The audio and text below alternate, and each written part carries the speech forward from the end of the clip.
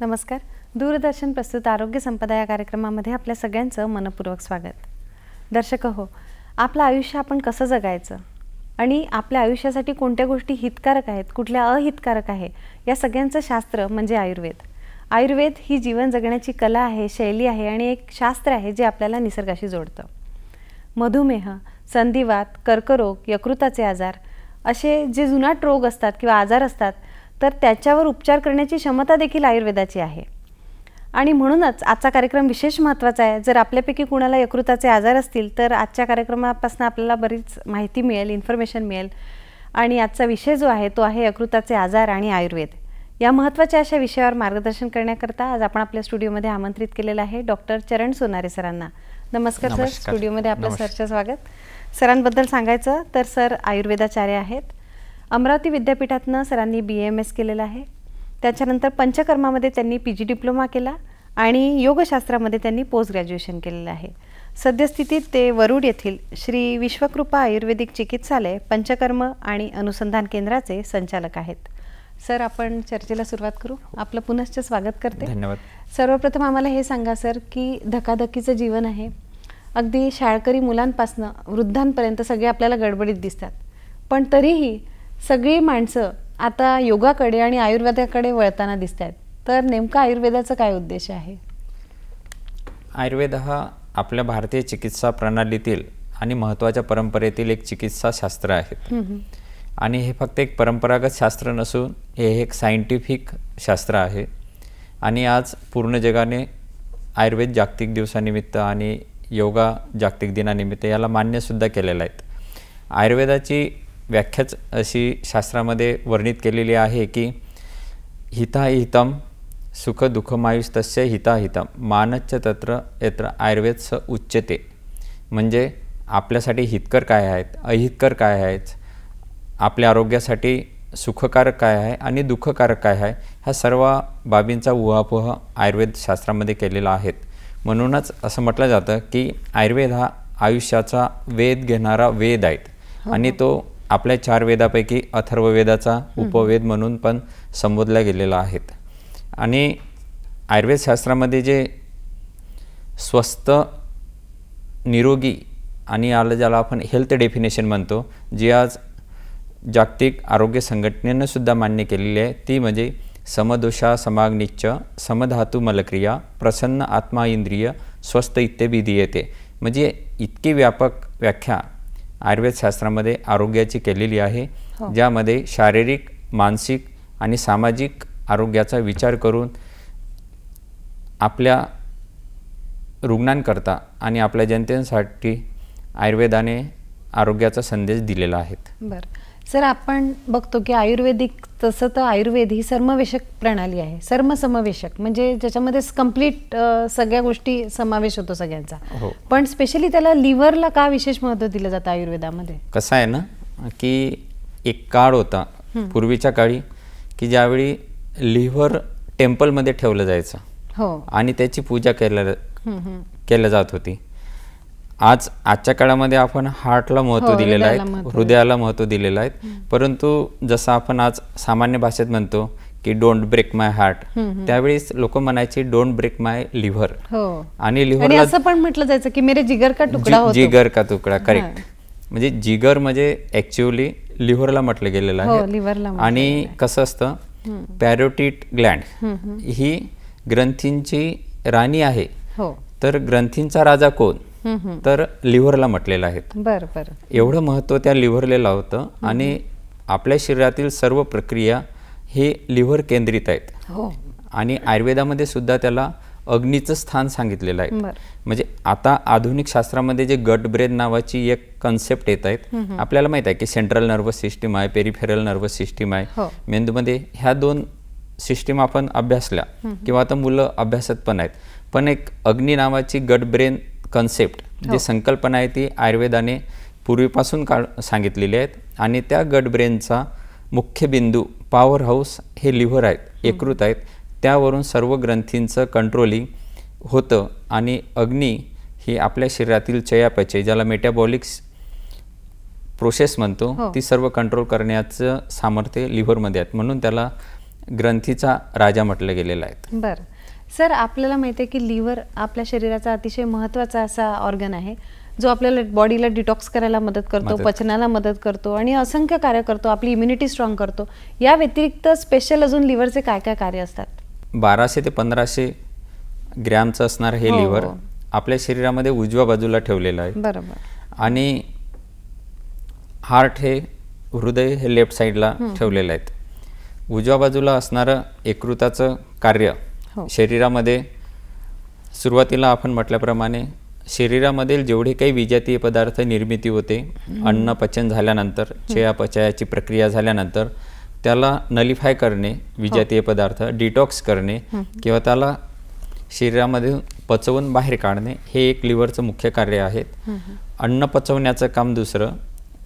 लिव्हरमधनं जे एक बाईल सिक्रेट होतं त्याला पाचकपित्त म्हणतात. आणि हे पाचकपित्त शरीरातील इतर ग्रंथींना सुद्धा कंट्रोल करण्याचं काम करतं.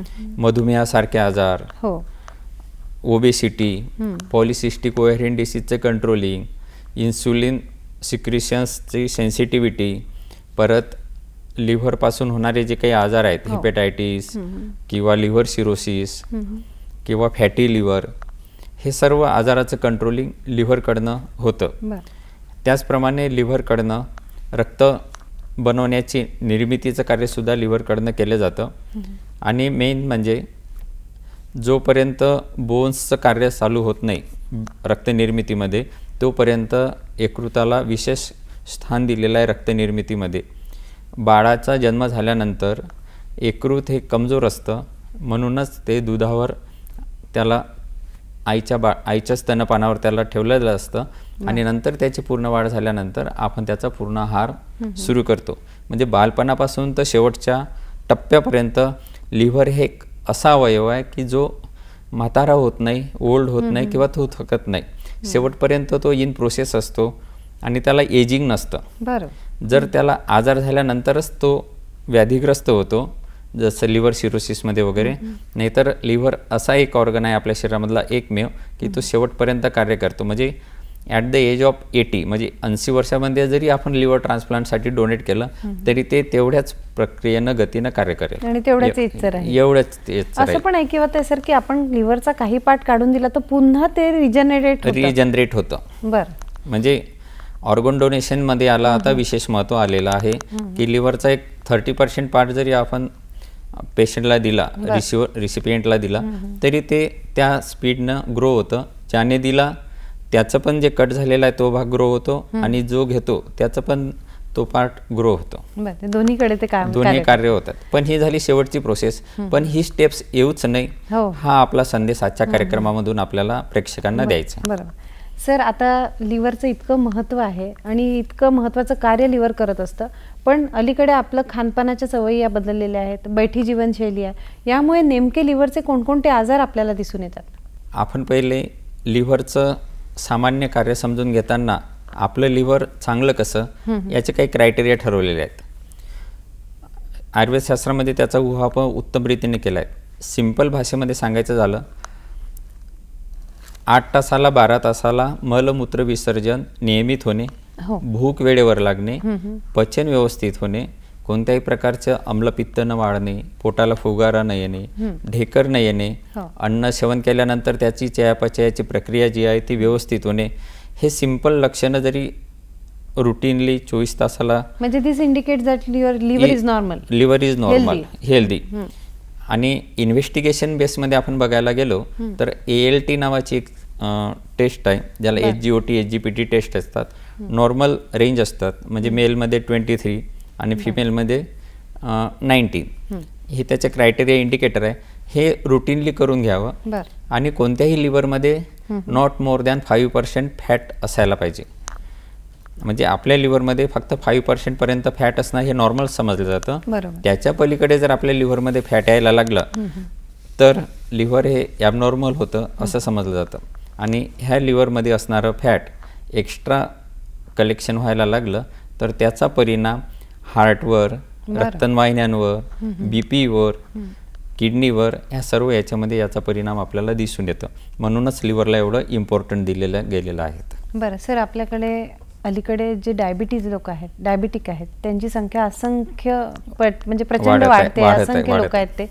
तर मधुमेहाचा आणि लिव्हरचा काही संबंध आहे का, किंवा मधुमेह झाला तर लिव्हरवर काही त्याचे नकारात्मक परिणाम होतात का? आजच्या सोसायटीमध्ये हेल्थ समजून घेताना रिपोर्ट बेस आपण हेल्थ समजून घ्यायला लागलो, की मी जरी डायबिटीजच्या 4 टॅबलेट कन्स्यूम करत असेल, घेत असेल आणि माझा रिपोर्ट नॉर्मल येत असेल तर मी हेल्दी असं समजायला लागलं. परंतु तसं नाही आहे. हेल्थच्या डेफिनेशनमध्ये आपण बघितलेलं आहे की आपल्या ज्या शरीरामध्ये असणारा त्रिदोष, सप्तधातू, वातपित्त कफ, रस, रक्त, मांस, अस्थि, मज्जा, शुक्रधातू याचे साम्यावस्था असणे म्हणजे त्याला आरोग्य म्हटले गेलेलं आहे. डायबिटीज हा सुद्धा लिव्हरकडनं कंट्रोल होतो आणि ज्याच्या लिव्हरमध्ये फॅट्स असेल किंवा HGOT HGPT लेवल वाढलेले असेल तर आपण त्याला प्री डायबिटिक समजू शकतो किंवा ती डायबिटीजची पूर्वावस्था आहे हे पण समजू शकतो. लिव्हरमध्ये इन्सुलिन काय असतं की इन्सुलिन डायबिटीजला कंट्रोल करत नाही, तर इन्सुलिन आपल्या शरीरामध्ये जे काही आपण सेवन करतो, साखर वाढलेली असते, ती साखर आपल्या मांसपेशीपर्यंत नेण्याचं काम इन्सुलिन करत असतं. आणि लिव्हरमध्ये जर तुमच्या फॅट असलं, स्टिटोसिस पोझिशन असली तर कसं होतं, सपोज हे लिव्हरची एक पेशी आहे आपण समजू, आणि आपण अन्न सेवन केलं, शुगर वाढली, ते शुगर युटिलाइज आपण केली नाहीत, व्यायाम न करणं, बैठी जीवनशैली, आजकाल टेक्नॉलॉजीचा वापर आलेला आहे, त्यामुळं जी शुगर यूज करायला पाहिजे मांसपेशींनी ती नाही केली तर आपलं मेन स्टोअर हाऊस कोणता आहे तर लिव्हर.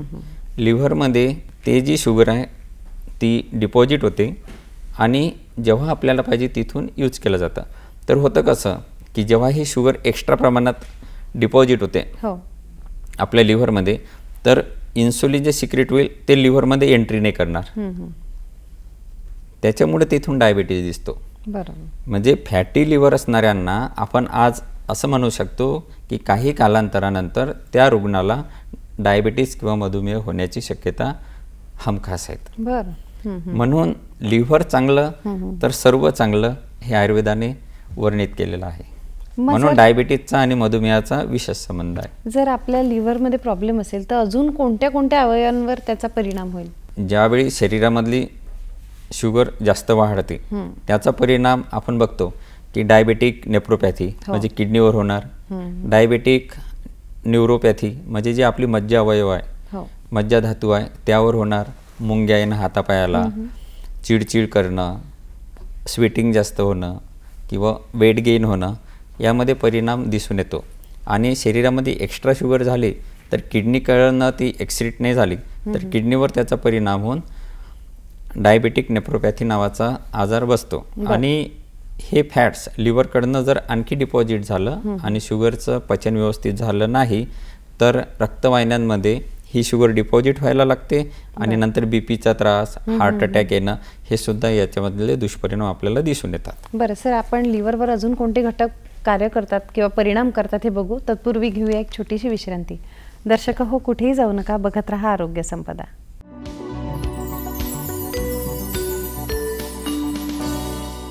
दर्शक हो, आपलं पुन्हा स्वागत. आजचा आपला विषय आहे यकृताचे आजार आणि आयुर्वेद, आणि आपल्यासोबत आहेत डॉक्टर चरण सोनारे सर. सर, आपण चर्चा करत होतो की लिव्हरवर परिणाम करणारे कोणते कोणते घटक आहेत, काय सांगाल? लिव्हरवर परिणाम करतानाचे घटक जे आपण बघितले ते आयुर्वेदामध्ये आहार, विहार, हेतुलिंग या बाबीमध्ये वर्णित केलेले आहेत.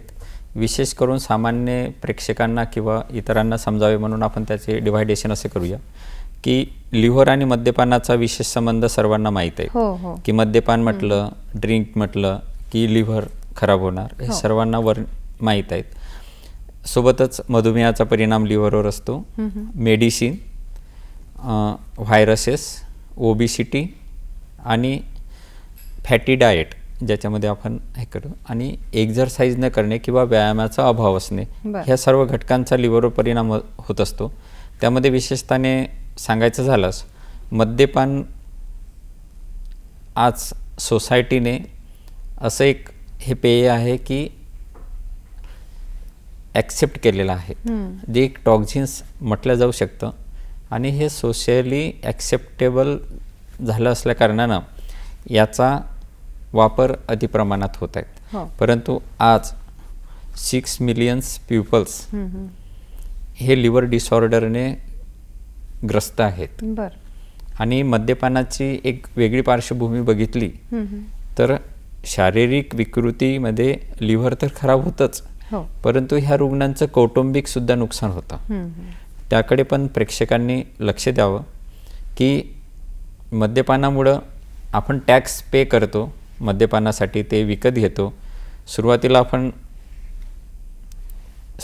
विक्रेत्याला टॅक्स पे करतो पैशाच्या रूपात, नंतर आपण जेव्हा आजारी पडतो, लिव्हर खराब होतं, ते लिव्हर खराब झाल्यानंतर ते करेक्ट करण्यासाठी इकडे हेल्थ सिस्टीमला पैसे पे करतो. म्हणजे हे आयुष्यभर चक्र चालतं. आणि ह्या मद्यपानाच्या दुष्परिणामामध्ये कौटुंबिक हानी तर होतेच होते, वैयक्तिकही होतेच, आणि सोबत लिव्हर खराब झाल्या कारणानं पेशंटची जी काही कार्यक्षमता असते नैसर्गिक, ती सुद्धा कमी व्हायला लागते.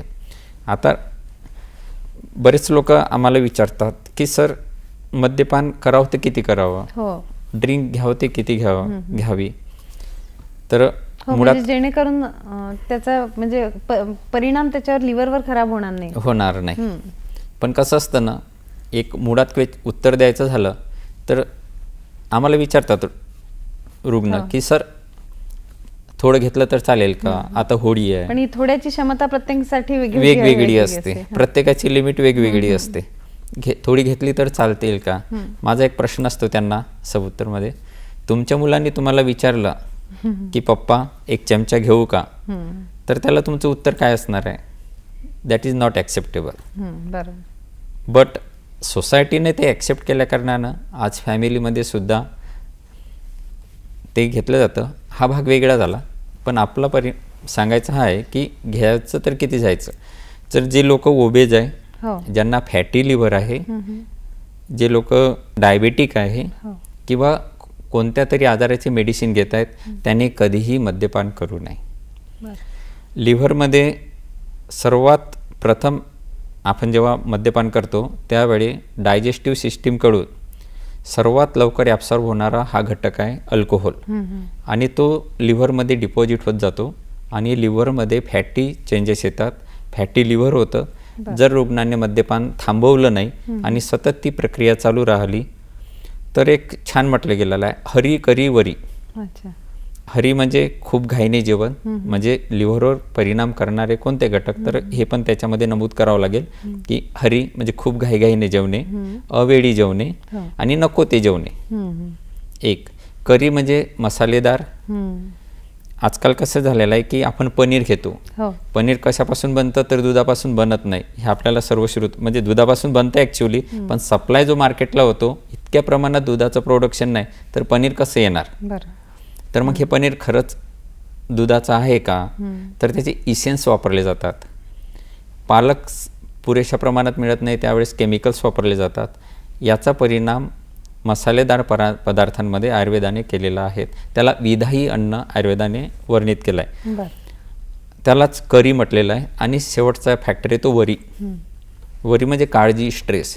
जेव्हा आपण स्ट्रेसमध्ये असतो त्यावेळेस आपल्या शरीरावर व्हॅसोकॉन्स्ट्रिक्शन नावाची प्रक्रिया होते, म्हणजे पूर्ण रक्तवाहिन्या संकुचित होतात आणि डायजेस्टिव्ह एन्झाईम्स दे ओव्हर सिक्रीट करतात. म्हणूनच हरी करी वरी या फॅक्टरमध्ये असणाऱ्यांना ॲसिडिटी जास्त असते. अशा लोकांनी जर मद्यपान केलं तर त्यांच्यासाठी ते एक्सप्लोजिव्ह असतं. बरोबर. पहिली स्टेप्स असते इन्फ्लेमेशन होतं लिव्हरचं, ज्याच्यामध्ये HGOT HGPT वाढतं. पेशंटने कंटिन्यू ठेवलं ड्रिंक घेणं तर फॅटी लिव्हर होतं. फॅटी लिव्हर झाल्यानंतर हिपॅटोमेगॅली होते, म्हणजे लिव्हरची साईज वाढत जाते. आणि लिव्हरची साईज वाढली तरी पेशंटनी कंटिन्यूस ड्रिंक करत राहिले किंवा ते मद्यपान करत राहिले तर तिथनं सिरोसिस नावाची कंडिशन तयार होते. बरं, हे सगळे लिंक्ड आहेत. हे सर्व लिंक आहेत. आणि यामध्ये जर डायबिटीज असेल तर असं म्हणू शकतो की त्याच्यासाठी तो आजारासाठी सोने पे सुहागा. त्यामध्ये जर डायबिटीज असेल तर शरीर हळूहळू हळूहळू आपल्याला त्या पेशंटला म्हणजे ते म्हणतात ना सायलेंट किलर आहे डायबिटीज, तसं होत जातं. आणि लिव्हर सिरोसिस झाल्यानंतर, लिव्हर सिरोसिस म्हणजे काय हे सर्वांना माहीत आहे की लिव्हरच्या ज्या पेशी असतात त्या मृत व्हायला लागतात. सुरुवातीला लिव्हर पॅरेनकायमल डिसीज असं आपल्याला सोनोग्राफीवर दिसते. Actually it is a red signal for patient. पेशंटनी तिथे थांबायला हवं. पण पेशंटला कसं कळणार सर आपल्याला हे झालंय? करेक्ट. तर याची लक्षणं कोणते? सुरुवात होते ॲसिडिटीपासून, मळमळणं, जळजळ व्हायला लागते अन्ननलिकेमध्ये, तोंडाला चव राहत नाही. मग इथे पेशंट काय करतो की मला तर खायचं आहे, वडापाव खायचा आहे, इडली डोसा खायचा आहे, जंक फूड खायचं आहे, पार्टीला पण जायचं आहे. तर मग पेशंट अँटासिड खात राहतो, ॲसिडिटीच्या गोळ्या घेत राहतो आणि इकडे खात राहतो. तर हे पॅथॉलॉजी आतमध्ये सुरू राहते लिव्हर खराब होण्याची. पेशंटला पोटाला फुगारा येतो. म्हणूनच मी म्हटले की अग्नीचं पॉवर हाऊस असणारं ग्रंथीचा राजा म्हणजे लिव्हर. मलबद्धता, इव्हन मूळव्याधपर्यंतची सुद्धा वर्णन आयुर्वेदामध्ये लिव्हरकडनं केलेलं आहे. तुमचा ॲनिमिया, जिथं पांडुरोग म्हणतो आपण त्याला, हे सर्व लिव्हरशी रिलेटेड आहे. म्हणजे आपण अन्न घेतल्यानंतर त्याच्यावर जर प्रक्रिया झाली नाही आणि त्यामधले जर पोषक घटक ॲब्सॉर्ब झाले नाही शरीरामध्ये तर आपल्या शरीरामध्ये न्यूट्रिशनल डेफिशियन्सी यायला लागते. पेशंटला थकवा येतो, रक्त कमी होतं. हे सर्व सिम्पटम्स लिव्हरकडे जाणारे आहेत. तर जेव्हा ही लक्षणं येतात त्यावेळेस समजून घ्यावं की आपल्याला लिव्हरची आजाराची सुरुवात झालेली आहे. तरी पण पेशंटने मद्यपान सुरू ठेवलं तर मग काय होतं? मी सुरुवातीला सांगितलं आहे की इन्सुलिनचं एंट्री जी आहे डायबिटीजची ती लिव्हरमध्ये बंद होते. लिव्हरमधनं जे पाचक पित्त आहे ज्याला हिपॅटोसाइट्स म्हणतात, त्याच्यामधनं पाचक पित्ताचा झरा असतो तो गॉल ब्लॅडरमध्ये जमा होतो. तो होत नाही, तिथे त्याला गॉल ब्लॅडर स्टोन तयार व्हायला लागतात. गॉल ब्लॅडर स्टोन ज्याला पित्ताश्मरी म्हणतात, पित्ताचे खडे होणे, हा गॉल ब्लॅडरचा आजार नाही, हा लिव्हरचा आजार आहे. हे सुद्धा समजून घ्यावं. कारण जे पित्त पातळ असायला पाहिजे, द्रव असायला पाहिजे, सरळ असायला पाहिजे, लघु असायला पाहिजे, म्हणजे वर्णन केलेलं आहे आयुर्वेदाने, अशा प्रकारचं न राहता ते मधासारखं हनीसारखं स्टिकी होतं. आणि स्टिकी झाल्यानंतर त्याचे खडे गॉल ब्लॅडरमध्ये हळूहळू हळूहळू जमायला व्हायला लागतं आणि त्यामुळं गॉल ब्लॅडर स्टोन निर्मित होते आणि हे पाचक पित्त परत अन्नाशयामध्ये येत नाही. बरं. सर, मद्यपानाचा अजून लिव्हर काय परिणाम होतो ते आपण जाणून घेऊ. एक तत्पूर्वी घेऊ एक छोटीशी विश्रांती. दर्शक हो, कुठेही जाऊ नका, बघत राहा आरोग्य संपदा.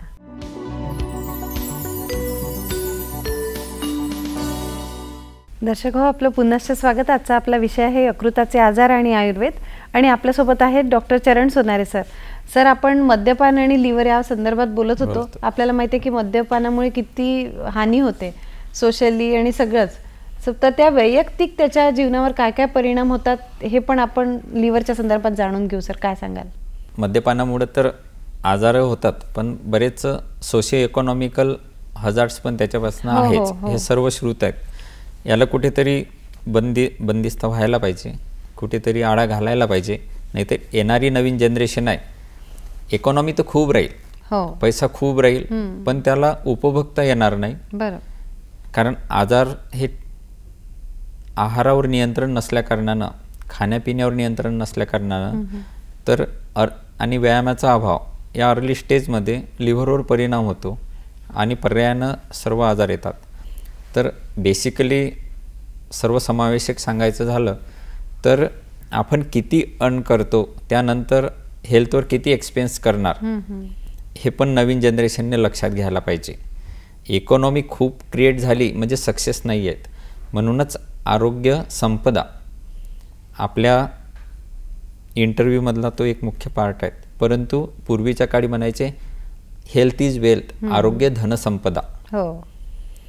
शाळेमध्ये शिकवताना सुद्धा आमची आपल्या सह्याद्री मार्फत किंवा दूरदर्शन मार्फत ही विनंती राहील की विद्यार्थ्यांना सक्सेस इज नॉट ओनली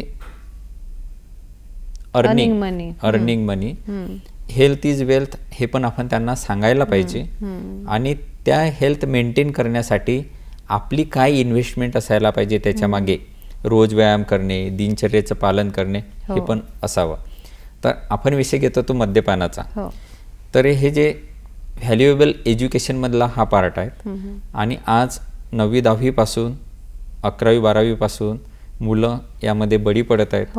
आणि लहान लहान वयामध्ये पण 25 इयर्समध्ये आम्ही बघतोय की लिव्हर सिरोसिस सारखे आजार झालेले आहेत. ह्या लिव्हर सिरोसिसमधलाच एक पार्ट सांगायचा झालाच तर जेव्हा लिव्हरमध्ये फॅट्स जास्त होतं मद्यपानामुळं किंवा लिव्हर सिरोसिस व्हायला लागतं, तर जे ब्लड सर्क्युलेशन पोर्टल व्हेनद्वारे त्या लिव्हरकडे जायला लागतं, परंतु लिव्हर स्टीप झालेलं असते, त्याच्यामध्ये ते ब्लड जात नाही, तर ते ब्लड रिव्हर्स मारतं. ते ब्लड रिव्हर्स मारल्यानंतर ते जाईल कुठं, तर अन्ननलिकेमधून रक्ताची उलटी द्वारे ते बाहेर पडतं. त्याला हेमेटेमेसिस असं म्हटलं जातं. म्हणजे उसोफेजल व्हरायसिस तयार होतात अन्ननलिकेमध्ये, छोटे छोटे ब्लीडर्स. आणि तरी पण हे रुग्ण कसे असतात, पथ्यपालन न केल्यामुळं परत मद्यपान, परत जंक फूड, परत मसालेदार पदार्थ, परत ॲसिडिक पदार्थ हे सुरू राहतं. आणि याच्यामधून हे कॉम्प्लिकेशन यायला सुरुवात होते. सोबत ज्यावेळेस लिव्हर डॅमेज होतं त्यावेळेस कावीळ नावाची एक संकल्पना पूर्ण सोसायटीमध्ये माहीत आहे. ते पण एक रेड सिग्नल आहे रुग्णांसाठी की ज्यावेळेस पित्त एक्स्ट्रा सिक्रेट होतं आणि ते गॉल ब्लॅडरमध्ये येऊन पचनसंस्थेमध्ये जात नाही, तर ते रक्तामध्ये मिसळतं आणि ते पहिले प्रेझेंट होतं आपल्या डोळ्यांमध्ये. म्हणून पोटांच्या आजारामध्ये किंवा लिव्हर विकृतीमध्ये जर डॉक्टरांसाठी आणि स्वतः पेशंटसाठी जर एक मिरर असेल तर ते म्हणजे डोळे. आणि सेकंड म्हणजे आपली जीभ. जिभेवर जर कोटिंग नसेल आणि जिव्हा क्लीन असेल तर समजायचं की आपलं पचन व्यवस्थित आहे, नाहीतर कुठेतरी गडबड सुरू झाली हे समजायचं. आता आपण मद्यपानाचा तो एक सेकंड क्वेश्चन जो होता, तर ड्रिंक कोणी किती घ्यायचं. 30 ग्रॅम ड्रिंक मद्यपान अल्कोहोल जर डेली एखादा रुग्ण घेत असेल मोर दॅन 4 इयर, तर समजायचं की त्याला लिव्हरचा कोणता ना कोणता आजार नक्की होणार. बरं. परंतु आज ड्रिंक घेण्याचं प्रमाण सर्वश्रुत आहे. म्हणजे 400 ml पर्यंत एका बैठकमध्ये किंवा एका पार्टीमध्ये घेतलं जातं. That is not good.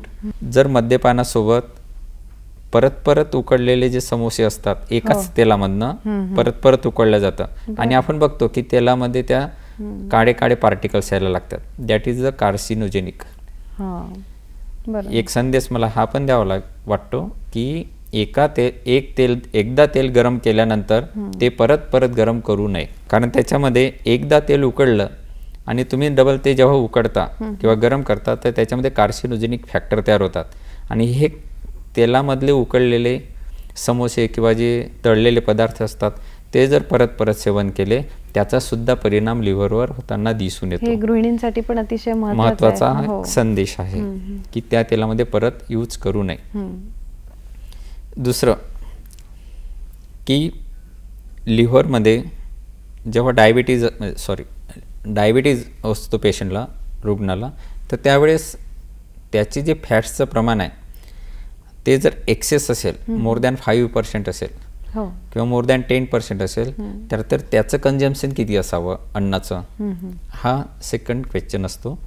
आपण आजच्या रुटीन डाएटमध्ये साधारणतः 2700 ते 2800 कॅलरीज घेतो, पण आपल्याला नीड कितीची आहे, फक्त 800 कॅलरीजची. म्हणजे 1600 कॅलरीज आपण साधारणतः एक्स्ट्रा घेतो.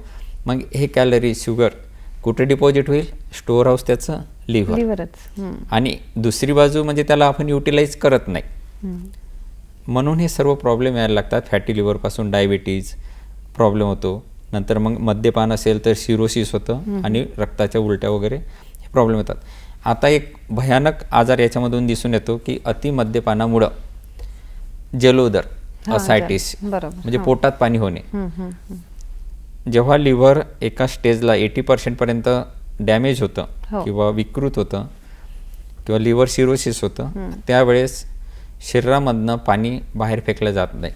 त्याला हिपॅटोरिनोल सिंड्रोम बसतो. एक्सक्रिटरी सिस्टीम कार्य करायला लागत नाही. स्वेदवह आणि अंबुह स्त्रोतस जे आहे आयुर्वेदानुसार सांगितलेले, घाम येत नाही. हो. तर ते वॉटर पेरिटोनियल कॅव्हिटी म्हणजे उदराच्या वरच्या लेयर्समध्ये जमा व्हायला लागतात. त्याला जलोदर म्हणतात. साध्या भाषेमध्ये त्याला जालंधर म्हणतात किंवा असायटिक्स म्हणतात. पहिली स्टेप्स. नंतर ते पाण्याचं पेशंटचं पथ्य सुरूच. आणि खाण्यापिण्यावर कंट्रोल नसलं, परत ड्रिंक घ्यायला लागले तर ते पाणी पायाकडे जातं, म्हणजे पायावर सूज यायला लागते. बरोबर. पायावर सूज, तिथे पण पाण्याचं कलेक्शन फुल झालं की तेच पाणी परत फुफ्फुसामध्ये भरायला लागतात. त्याला प्ल्युरल इफ्युजन म्हणतात. अशा पेशंटला युरिन आउटपुट जो असतो तो साधारणतः आपला इंटेक जर 1500 ml असेल वॉटरचा, तर आउटपुट हा सुद्धा 1500 ते 2000 ml पर्यंत असायला पाहिजे. परंतु लिव्हर खराब झाल्या कारणानं, फेल्युअर झाल्या कारणानं ह्या पेशंटला युरिन आउटपुट नसतो, कमी असतो. त्यामुळे हे वॉटर कलेक्शन आतमध्ये असतो. ही एन स्टेज असते लिव्हर डॅमेजची, ज्याला असायटिस म्हणतो आपण. तरी पण पेशंटचं सुरूच. तर मग आता कोणती स्टेप येणार? तर या सगळं म्हणजे शरीराचे अवयव सगळे हे डॅमेज करत जातो हळूहळू ना. एकदा लिव्हर बदल झाला तर की पूर्ण शरीराच्या क्रिया डिस्टर्ब होतात. याच्यामध्ये मी आता ह्या स्टेपवर जाण्याच्या ऐवजी आपण जे बघितलं आहे की लिव्हरवर परिणाम करणारे घटक कोणते, तर त्याच्यामध्ये हिपेटायटिस एक महत्त्वाचा पार्ट आहे. आपण बघतो हिपेटायटिस झालेला, पण हा हिपेटायटिस जनरली रिलेटेड असतं व्हायरस. व्हायरस म्हटलं की सामान्य जनतेच्या मनामध्ये धास्ती येते. त्याला सिंपल करून सांगायचं झाल्यास तर मी म्हणेल 5 फिंगर्स आहेत, हे 5 व्हायरसेस आहेत. याचा परिणाम आपल्या शरीरावर होत असतो. तर यामध्ये 5 व्हायरसेस कोणतं? A, B, C, D आणि E. यामध्ये बरेच पेशंट म्हणतात तर हा आपल्या शरीरामध्ये जातो कसा? तर लिटिल फिंगर आणि थंब, जसा A आणि E हे फूड आणि वॉटर, म्हणजे दूषित अन्न आणि दूषित पाणी याच्यामधनं हे व्हायरसेस जातात आणि हे इझिली ट्रीट केलं जातं. बरं सर, आपण हेपॅटायटिस बद्दल अजून जाणून घेऊ. तत्पूर्वी घेऊया एक छोटीशी विश्रांती. दर्शक हो, कुठेही जाऊ नका, बघत राहा आरोग्य संपदा.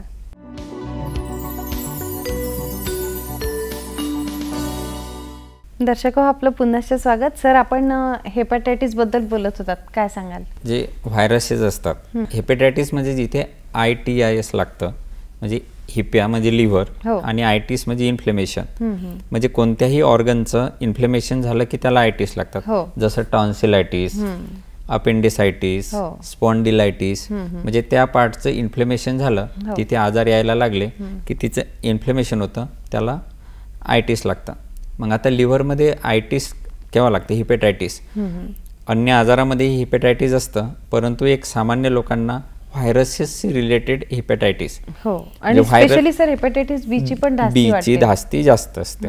तर कोणत्याही व्हायरसचे इन्फेक्शन झाल्यानंतर त्या पेशंटला हिपेटायटिस प्रथम बसतो. त्याच्यामधलं लक्षण आपण बघितले आहेत, कोणते कोणते लक्षण येतात की ते जर व्हायरस शरीरामध्ये किंवा कोणतेही घटक जे लिव्हरवर परिणाम करतात ते खूप काळ आपल्या शरीरात राहिले तर लिव्हर कशा पद्धतीनं स्टेप बाय स्टेप विकृत होत जातं.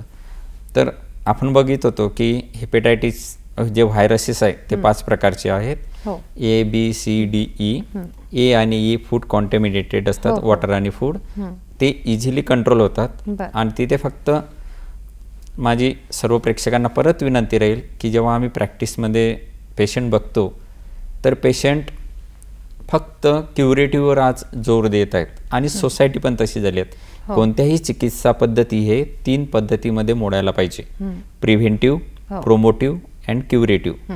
म्हणजे प्रतिबंधात्मक, प्रोमोट म्हणजे प्रोत्साहनात्मक आणि तिसरं म्हणजे उपचारात्मक. पूर्वीच्या काळी कसं होतं की ताप आला, तुमचं डायजेशन खराब झालं की लंघन नावाची एक चिकित्सा असायची आणि म्हणतात आयुर्वेदामध्ये लंघनम परम औषधम, म्हणजे तुम्ही काही खाऊ नका. पाणी उकळून प्या.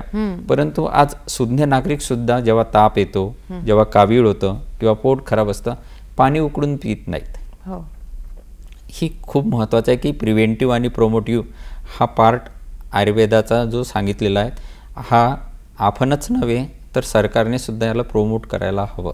नाहीतर आपला हेल्थ इंडेक्स, आपण इकॉनॉमिकल तर ग्रो करू पण हेल्थ इंडेक्स खूप खाली येत आहेत. त्याकडे माझं मला लक्ष केंद्रित करावं वाटेल. तर हे जे 5 व्हायरसेस आहे, 2 बघितले आपण. नंतर राहतं बी आणि सी, हे सोबत येतात. डी विशेषत्वाने नाही राहत. हे जे 3 व्हायरसेस आहे हे इझिली रिकव्हरेबल आहेत आणि एकदा झाल्यानंतर परत होण्याचे चान्सेस राहत नाहीत. ऑटो इम्युन सिस्टीममध्ये त्याच्या विरुद्ध अँटीबॉडी शरीरामध्ये तयार झालेल्या असतात. तर हा हेपेटायटिस बी जो आहे याचं खूप धास्ती समाजामध्ये आहेत की हा हेपेटायटिस बी व्हायरस HIV रिलेट केला जातं. हा sexually transmitted, otherwise blood transmitted हा आजार आहे. तर कसं होतं की प्रत्येक वेळी मी तर काही चूक केली नाही, मी तर कुठे म्हणजे काहीच चूक केली नाही तरी मला हेपेटायटिस बी का झाला, तर असं नसतं. कधी कधी मदर टू चाइल्ड हा ट्रान्सफर होतो at the time of delivery, किंवा मदरला जर हेपेटायटिस बी असतं आणि हे हिडन इन्फेक्शन आहे, म्हणजे लपलेलं आहे.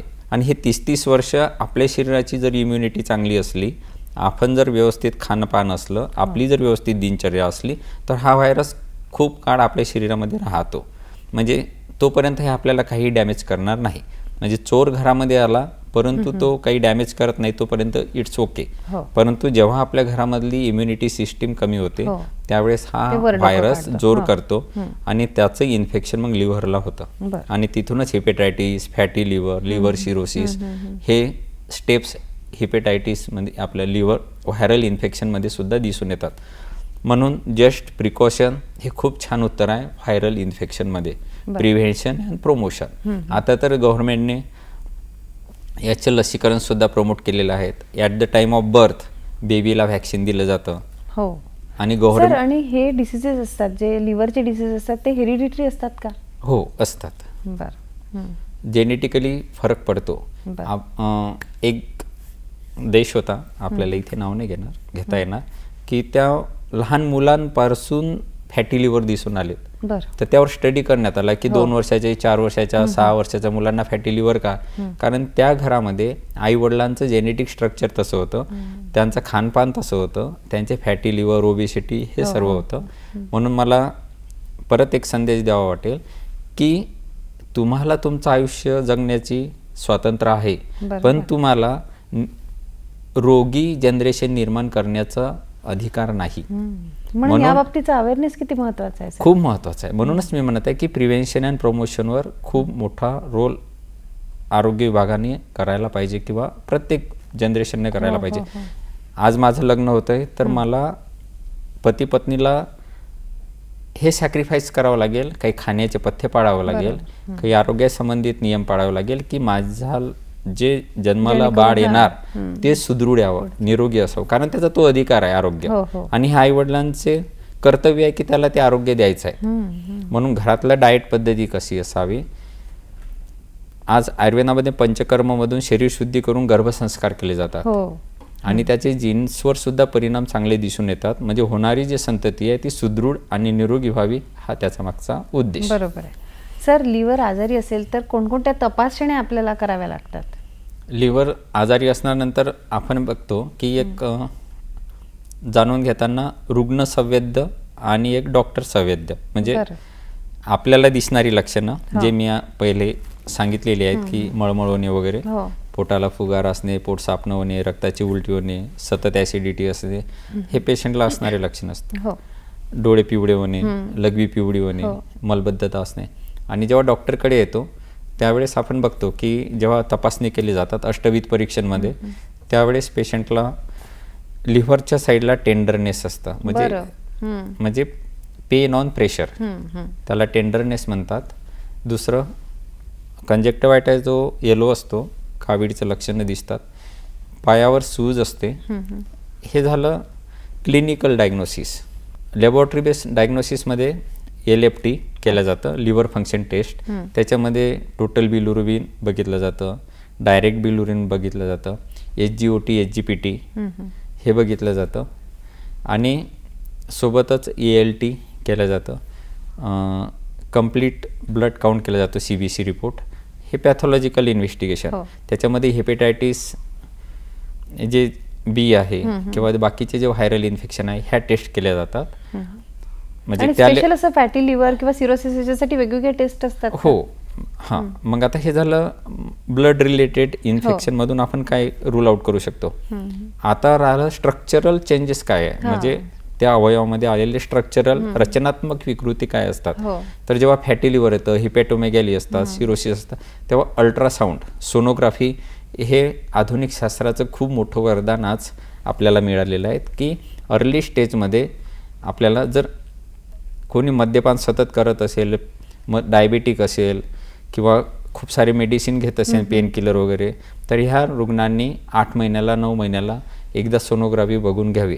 परंतु एक गमतीचा भाग सांगायचा झाला म्हणजे जेव्हा रुग्ण हे सगळं बघून येतात आणि त्याला दिसतं की मी हे सर्व खातो पितोय, ड्रिंक करतोय, मद्यपान करतोय, तरी माझं लिव्हर ओके आहे, रुग्ण थांबत नाही, तो त्याचं क्वांटिटी वाढवतो असं दिसून येतं. ते अल्ट्रासाऊंड आणि नंतरची तपासणी असते फायब्रोस्कॅन, इलॅस्टोग्राफी, म्हणजे त्याच्यामध्ये फॅटचं प्रमाण किती आहे ॲक्च्युअल पर्सेंटेज ते समजतं, ते इलॅस्टोग्राफी, त्याला फायब्रोस्कॅन म्हटलं जातं. बरं सर, आता आपण ह्या ज्या चाचण्या आहेत त्या बघितल्या. आता आपला स्पेशली आयुर्वेदाचा काय रोल आहे लिव्हरच्या ज्या डिसीजेस आहेत त्याच्या क्युअर करण्यामध्ये ते आपण बघू. पण तत्पूर्वी घेऊ एक छोटीशी विश्रांती. दर्शक हो, कुठेही जाऊ नका, बघत राहा आरोग्य संपदा.